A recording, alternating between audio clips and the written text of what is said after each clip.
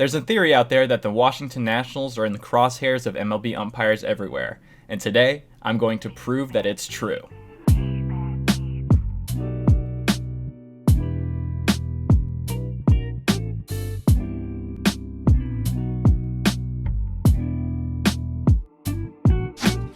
Hello everyone and welcome to the video. I am your host Trey, and tonight on Nats at Night we have a special episode where we're going to be going into some umping statistics and calls from the Nationals games in the 2023 season. Now, do I actually believe that the umpires are targeting the Nationals?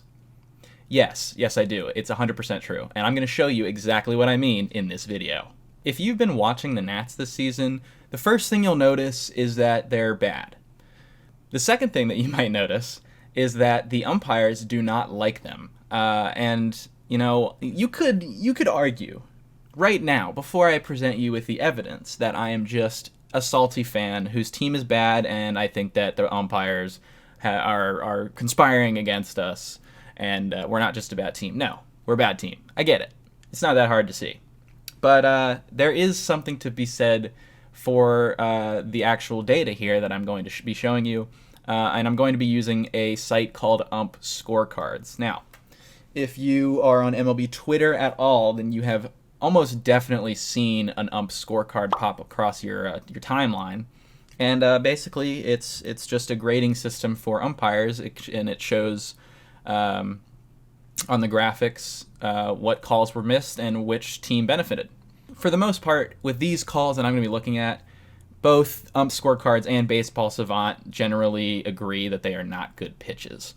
So anyways, let me show you exactly what Scorecards is all about. All right, here we are on Scorecards. Sorry if you hear me clicking, by the way. My mouse is kind of close to my mic. But anyways, the first thing we're going to do when we get to this website is go to teams. Now, first things first, Scorecards, they do all of this stuff for free. So if you want to check out their website, maybe support them if you really enjoy their work, check them out. We're not sponsored or anything, but these guys, they do a lot for basically for free. So check them out. Check out the website. It's in the link in the description. But the first thing we're going to do is we're going to head over to teams, because we just want to see this leaderboard here of every single team. We got our stats listed across the board here. Now you can sort the teams by these stats. So what we're going to do is we're going to take total favor. This is essentially the season-long total for how much a team has been favored or not favored, and we're going to sort. And look who pops up at the first spot. It is the Washington Nationals. So what does this all mean, basically? Essentially, when an umpire makes a call, there's an assigned run value to the call. And the more impactful the call ends up being, the higher the run value ends up being. And so when you have, let's say you have bases loaded on a 3-2 count with 2 outs, the pitch is a ball. Ump blows it. He calls it a strike. That could be a huge run swing because he had bases loaded and it should have been a run, but it wasn't. So you can kind of see how that works. That's a decent example, actually. Let's sort total favor by the best in the league. Oh my God, look who's there. The cheating lab is real, folks. We don't just spew nonsense for nothing. All of these different stats are essentially telling you which team's getting screwed. And right now it's the Nats. As you can see, we are double as screwed as the Oakland Athletics, who are the second lowest total favor. So basically our average total favor per game is negative 0.32. What you're going to notice here, if you click through any other team, is the league ranks among MLB teams. You're not going to see this. You're not going to see every single category basically as the worst. Essentially what this means is both our batters and pitchers are getting screwed. And if I go back to this page and I sort by the total pitcher, favor, sorry, couldn't think of the word, you can see we're actually not in last. We're in second to last, with the A's, who have been the worst. But then you click on total batting impact, and we're in first, but where are the A's? Where'd they go? If one team is generally getting, screwed on the pitching side, on the batting side, they're not. They're actually doing well. So both sides being kind of screwed over like that also takes out the framing argument for Nats pitchers. I mean, I know that, or Nats catchers, excuse me. I know that the catching hasn't been great defensively this year, but our batters are actually getting screwed even worse. All right, so the first thing we're going to do on this page is go to IC right here, incorrect calls, and sort by that. And get to the most, which is 21 incorrect calls in one game. That's a lot. By Mr. Paul Emmel, Nationals versus Mets. And if we click here on the little blue bars, you can see that we get the scorecard listed, and here it says the Mets were favored by a run, and they won by a run. So this ended up being pretty impactful. Let's check out the actual scorecard, though, because we can see how many misses he had. Look at all these misses. This is awful. Oh, my God. What am I looking at? You can see here the number one most impactful call came in the 9th inning. David Robinson to Alex call. So let's go ahead and check out what that might look like. I'm always in for that. Was it close? Was it not? That is awful. That is quite simply terrible. And, yeah, everyone knew it. And it's funny, this at-bat was actually already bad. This was earlier in the at-bat. This was on the 1-0 pitch. Potentially even worse call.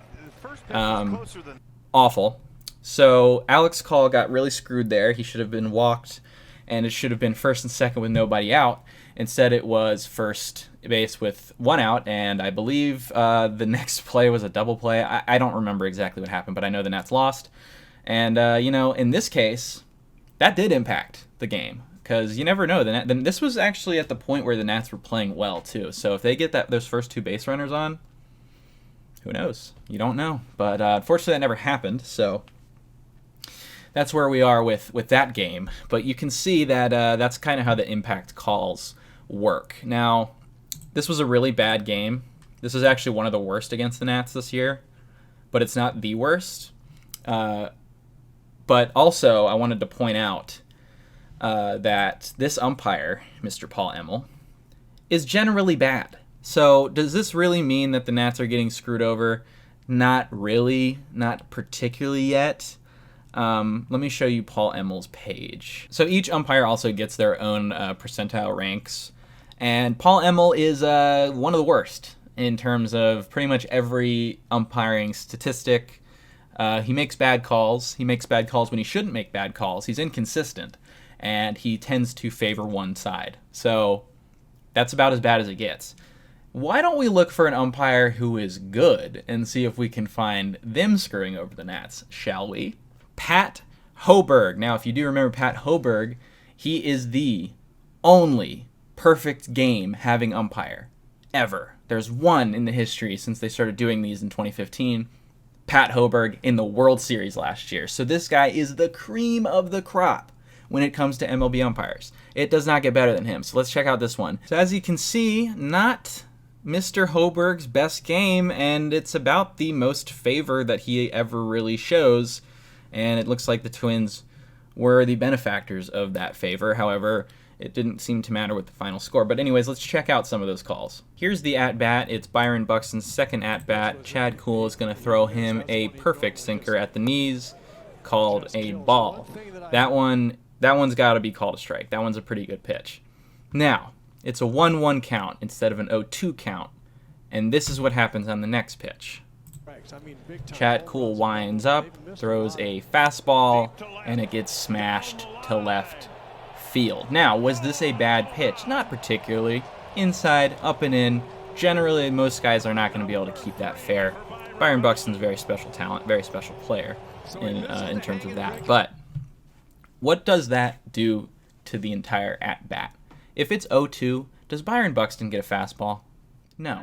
Byron Buxton does not get a fastball. Does Byron Buxton see a strike? He shouldn't. Now, sometimes I don't understand the Nats' pitching philosophy, but he should not see a strike or anything close to a strike on the next pitch on an 0-2 count. You should be trying to get him to fish for something in the dirt or something. So that does change the at-bat. That changes the outcome. Even though that wasn't a bad pitch, and he, 9 times out of 10, that gets pulled foul and nothing happens. That's kind of how even calls that aren't necessarily stated as the most impactful can still be really impactful throughout a game. So that was a case of a good umpire being against the Nats. So that's really fishy. Speaking of being favored in the game, let's check out which game was the worst in terms of the other team being favored, the opponent the Nationals were facing. And in this case, it is this game versus the Royals. This was a really weird game. Lance Barksdale as the umpire. And you actually, it's funny, in terms of his overall game here, he wasn't bad. He really wasn't.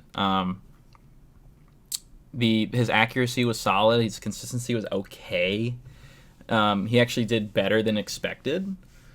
So there were some tough calls that he actually got right, but there was also pretty much every call that he missed was against the Nats. There was 8 missed calls, 7 went against the Washington Nationals. That is pretty brutal. That is about an 87% rate or something. It's 87.5%, you absolute buffoon. Yeah, so by run value, this is the worst game against the Nationals this year, but I actually don't think this is the worst called game the Nats have had this season. That honor goes to Mr. Doug Eddings. Doug Eddings, Washington versus Arizona. It is a makeup game from a rained-out game earlier in the month. I don't think Doug Eddings really wanted to be there that day. He wanted to have his day off, and he didn't get it, and he was angry about it. Unfortunately, there's no scorecard associated with this game. Luckily, I found the calls myself, and I tracked them via Baseball Savant. So this umpire scorecards and Baseball Savant don't track pitches exactly the same, but it's pretty close. And I think your eye test will also tell you that these were bad calls. Because Mr. Doug, he had some bad calls this game. Let's check one out here. Got Mr. Ruiz coming up. Tommy Henry on the bump, and that is way outside, Mr. Doug. That's not close. How about the next one? Mr. Ruiz, same at bat. That is not close either. There you go. That's 2. Riley Adams gets rung up on a pitch that is so outside it's in the other batter's box. That's number 3. Something's wrong with the website, but that's fine. Number 4, Chafin to Garcia. That's outside. Definitely outside. That's number 4. Another one. Website's broken again. Scroll down. Stone Garrett. This is number 5. It's Tommy Henry, his best friend. That's actually true. That's outside. Kind of close, though. Not that bad, but it's still outside technically. Here's Garcia again. This time it's from the 5th inning. This slider is outside, called strike. That's number 6. Derek Hill, 9th inning. Doug Eddings wants to go home. This pitch is not close. Brings him up anyways. That one's pretty bad. And finally, the 8th missed call of the game against Washington. C.J. Abrams up, gets rung up on a pitch at his ankles. That one's not particularly close. That one ended up sparking the later Davey Martinez ejection because Jake Irvin threw a pitch that was in the same general vicinity. It was definitely a ball, but it was in the same general vicinity, and so Davey lost his mind, and rightfully so in this case. How many incorrect calls do you guys think there were in this game? There were 9. I didn't even give you a chance to guess because I'm impatient. But there were 9. 9 incorrect calls, 8 misses were against Washington. And the misses against the Nationals were mostly awful. I have never seen an umpire so blatantly want to go home. I mean, that's the only other explanation for it. Those pitches were not close. They weren't set up well either. There's no reason a major league umpire should ever call those a strike. Doug Eddings, in general, not the worst umpire. This was, this seemed intentional to me, honestly. All right, the final thing we'll do on this part of the exercise is we're going to look at the 5 worst calls that I found. Basically, these were totally my opinion, and I was just looking for the most egregiously bad missed calls. Not necessarily any that had the run impact value as the most, but we got one right here, Jamer Candelario, Rich Hill. That pitch, never even close, never a strike. Just not even close to a strike. So that is one of the top 5. I didn't put this in any order. I'm just going to show these off. Next one, Lane Thomas going to get a really bad strike call. That's so high. I mean, wow. I don't know what the umps were smoking during this Pirates series, but here we are again. Vince Velasquez. This is the same day, by the way, because we had a doubleheader. Laz Diaz, man. Just retire, dude. Just retire. It's over. Like, everyone loves Laz Diaz as a person, and that's why I don't want to hate on him. He's one of the worst umpires I've ever seen behind the plate. Okay, number 4. I believe I just put the Alex Call one again. because like I didn't want to use repeats, but oh my god, dude, like look at this. Look at this. It's not even close. It's not, and this is the one where it really impacted us the most, I think, on one specific call or one specific at-bat. I feel like this one was huge because, like I said, this was when the Nats were playing well. I believe we split this series with the Mets. There is no reason that we wouldn't have been able to make a rally happen with a runner on second base. Well, there are plenty of, okay, let me rephrase, plenty of reasons why it wouldn't happen, but it could have happened. You guys might remember this was really recent that this happened. This is Jeimer Candelario in the the top of the ninth. Nats are rallying, trying to make something happen. 1-2 count, pitches a ball. No, it's a strike. What? Excuse me? Let's watch that one again because, oh my God, look at this pitch. I know I said there wasn't any order to this. That's number one. Watching it again. That's number one. That pitch was never, ever at any point remotely close to being a strike. So yeah, it's pretty bad. It's pretty bad out here right now, and that's just the ball and strike umps. Those are just the ball and strike calls. Let me talk to you guys a little bit about the other really bad call that always goes against the Nats. The base runner's interference call has never gone the Nationals' way since the 2019 World Series. It has happened, I believe, 3 more times since then. Maybe more, but I have 3 that I can think of that were pretty bad. The first one you guys will definitely remember from the Cubs series in 2021, back when Trey Turner was still around. He got called for this again in a very similar vein to his Astros World Series call that they made against him. And it was probably even worse this time in the Cubs game than it was in the Astros game. It's just that the Cubs game was a random regular season game, so it didn't get as much attention. But either way, the call was made again against Trey Turner, despite the fact that it was already questionable in the World Series, and it was probably even more questionable this time. Davey got tossed. It was definitely one of his more entertaining ejections. You know what? I will give him his credit. I'll give him his credit at one thing, is that he knows how to get tossed. Like, I'm saying that when he does get tossed, because I think he should be getting tossed more this year with the way the umps are treating us. When he does get tossed, he gets his money's worth. And more recently, in the past month or so, 2 more have gone against the Nats. The first one comes in Houston, again, at the site of the World Series call that blew up everything, social media and baseball and everything. That call was talked about for forever. It's still being talked about. I'm still talking about it. This time, the Nationals are on the reverse end of the call as they are trying to make a play to first base on a double play that was going back to home. So Ruiz catches the ball, he turns, he fires to first. Runner is kind of in the way, ball gets away from Dom, and that's it. Game over. Houston wins. If anything, Trey Turner's closer to the line than Mr. Jake Myers, I believe who it was. And instead, the call is called as not base runner interference. So you're going to tell me that Trey Turner got called for base runner interference in the World Series for something that was probably less egregious than this call, which was not base runner interference against the Nats. And then we come to my favorite call of them all. It is in Seattle. I'm actually just getting so mad even thinking about this right now. Where do I even begin? So, after the runner goes to first, the rules state that the runner establishes their own baseline. And then from there, it's on the umpire's judgment to call them in or out of it. So Ruiz, coming around third, technically isn't on the baseline exactly, but he's created his own baseline. He's coming in towards the plate. You can't run the catcher over because of the Buster Posey rule. So he has to try and evade him. He does not egregiously deviate from his path at all.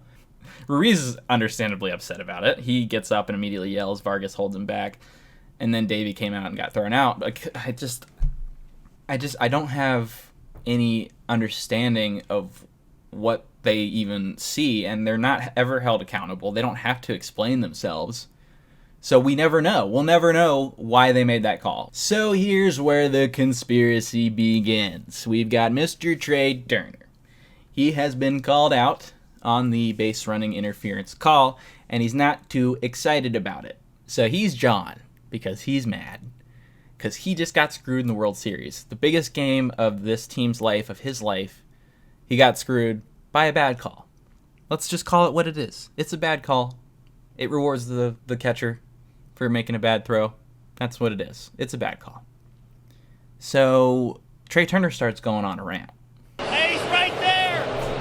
Just ask him. Delay. I can't replay this. It's like a protest in a game. Just ask Joe him. Torre's the umpires right there. And he's sitting with his head down, trying not to look up. So Trey Turner in that clip is calling out Mr. Joe Torre, former manager of the Yankees, former MLB player, because he's the head of the umpires currently.